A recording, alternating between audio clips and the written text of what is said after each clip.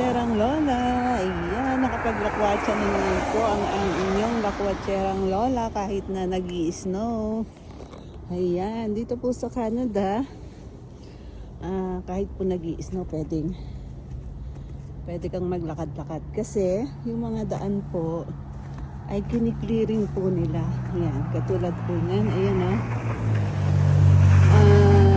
nililinis po ng government yan kasi once na may nadisgrasya, masisisi sila.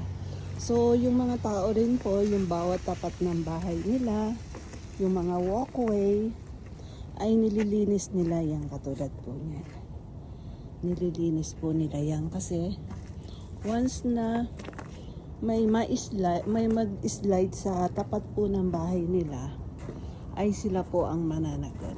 Yan po ang batas dito sa Canada. Yan po yung mga rules na dapat na sinusunod ng mga tao na may mga kanya-kanyang bahay po dito. So, ayan, konting kaalaman din po yung aking na-share ulit sa inyo. Once na nakarating po kayo dito sa Canada, alam nyo na po na pag ganitong nag-i-snow at nag-slide kayo, nagkaroon kayo ng fracture, ang sasuffer po nun ay yung may tapat ng nung nabahay nung nadapaan nyo. Ayan. Thank you and God bless mga kalakwatserang lola. Ayan po. Patuloy po yung snow dito to buddy.